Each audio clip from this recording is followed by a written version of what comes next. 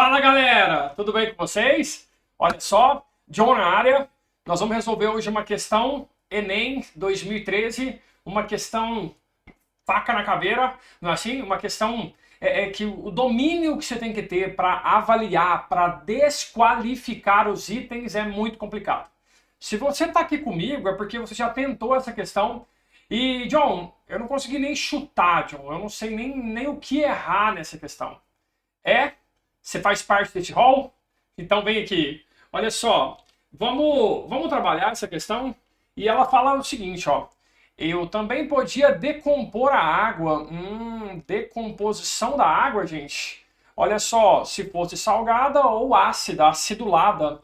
Usando uma pilha de Daniel. Pera aí, ele está usando uma operação elétrica para fazer uma reação acontecer. Isso tem cara de quê, gente? De eletrólise. Eletrólise. Utilização de um gerador para operar, para estimular, para obrigar, para forçar uma reação a acontecer. Uau, hein? E aí ele vem falando nesse texto a respeito dessa decomposição da água. E ele fala aqui, ó, em separar os elementos. Na verdade, elementos aqui entenda como substâncias. Tá? Formando oxigênio de um lado e formando hidrogênio do outro. Entende? Ele fala que para esse intento, para esse objetivo, ele vai usar aí um dispositivo elétrico, tá? Com uma DDP ali suficiente para rolar o processo. John, o que ele está falando exatamente? Ele está falando sobre isso aqui, gente, ó. Ele está falando sobre a decomposição da água que é estimulada por corrente elétrica, tá? É estimulada por descarga elétrica, viu? Não é um processo espontâneo. A água, ela tem que ser eletrolizada, entende? Percebe que aqui embaixo, nessa representação, olha lá, ó, percebe ali? Você tem ali o quê?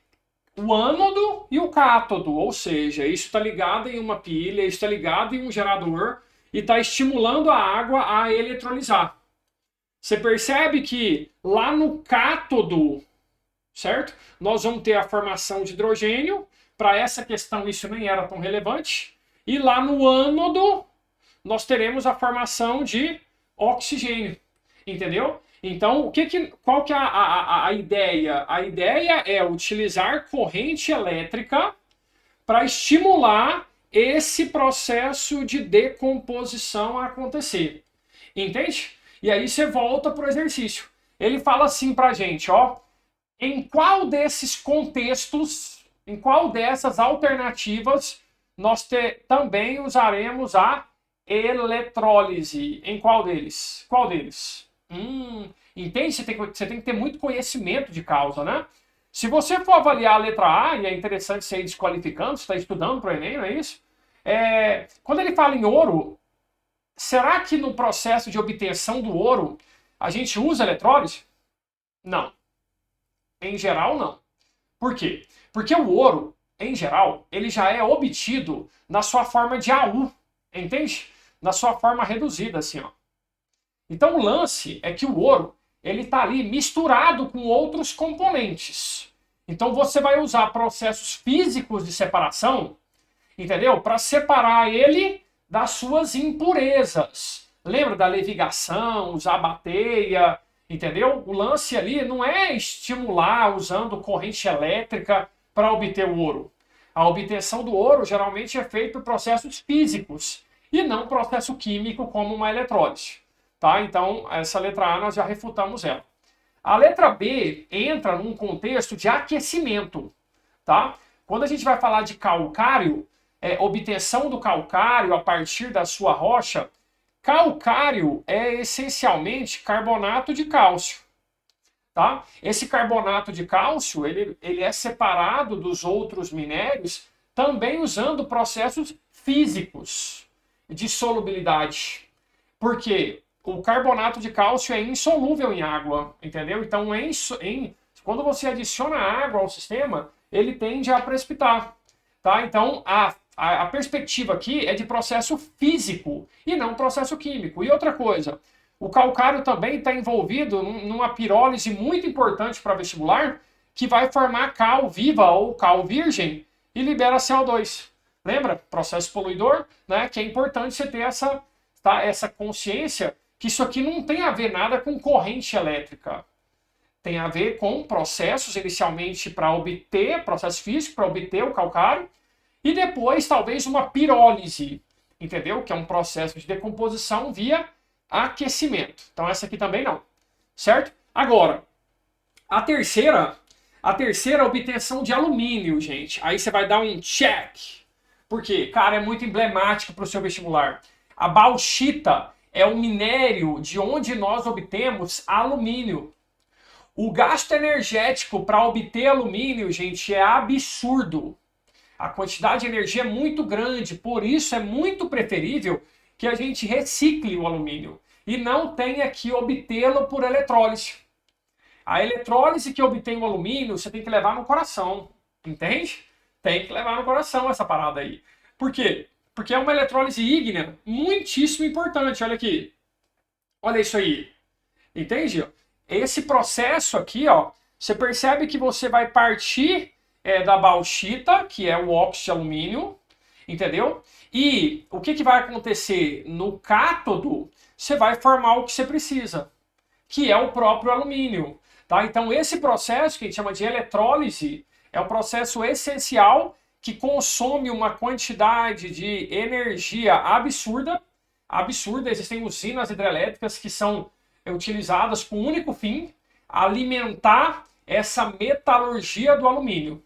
Entendeu? Então é importantíssimo que você já tenha isso pronto, porque como é que você vai prever isso na hora? Que a partir da bauxita, utilizando uma grande quantidade de energia elétrica, você vai conseguir obter o alumínio reduzido. É um processo extremamente complicado, mas você percebe que aqui, ó, esse processo aqui, ó, ele foi feito utilizando o quê? Corrente elétrica, obtendo o alumínio lá no cátodo. Então esse era o gabarito. Agora, John, por que não pode ser a letra D, John? Obtenção de ferro, não faz sentido também? Pois é. Aí é uma metalurgia diferente, galera. A metalurgia do ferro, ela é uma metalurgia mantida por aquecimento, tá? Nessa imagem aí, ó, você vai perceber, isso aí é um alto forno, entende? Isso é um alto forno. Você percebeu lá embaixo? Temperaturas altíssimas. É um processo pirometalúrgico. Percebeu que aqui, ó, você vai partir da hematita, né? E depois de várias transições aí de oxidação, você vai obter o ferro, que a gente chama de ferro gusa, lá embaixo. Lá embaixo no alto forno, então o minério entra lá por cima. O minério, na verdade, ele entra junto com o carvão, com coque, que a gente fala, né? Que é uma derivação do carvão aí. E o processo de oxidação vai acontecendo de cima para baixo, entendeu? Em várias temperaturas diferentes, até que lá embaixo você obtenha ferro gusa. Então são reações de oxidação sim, mas elas não são conduzidas por corrente elétrica, mas sim por aquecimento. Então é uma pirometalurgia. Enquanto o ferro vai reduzindo, o carbono vai oxidando. É um processo que é bem poluidor. Legal, hein? Nossa, que questão difícil, cara. Então isso aqui é piro, isso aqui não é eletrometalurgia. Agora, por último, galera, ele vai falar de uma reação muito comum lá em equilíbrio químico, que é a produção da amônia, né? O nitrogênio gasoso vai reagir com o hidrogênio gasoso e vai formar a amônia gasosa. Normalmente, essa reação ela é feita a pressões elevadas, a temperaturas moderadas, tá? Mas não tem nada a ver com corrente elétrica. Normalmente aqui você tem um catalisador, né? Você pode trabalhar com temperaturas moderadas a altas, tá? Então, assim, não tem relação nenhuma com a utilização de corrente elétrica. É uma reação lá muito emblemática das guerras mundiais, onde a gente produzia amônia para depois fazer explosivo, reação de Haber-Bosch, mas não tem sintonia nenhuma com o que a gente está conversando. Questão muito pesada, hein? Questão muito pesada, John. Essa, com certeza, John, merece o nosso trabalho, merece a sua curtida, merece um compartilhamento, merece aquele like top, entendeu? Vai lá assistindo isso aqui, estudando isso aqui. Marca no Instagram, entendeu? @Química do John. E qualquer dúvida que você tenha tido aqui ainda, tá? Deixa nos comentários que eu quero te ajudar sempre. Química do John na veia, valeu? Tchau!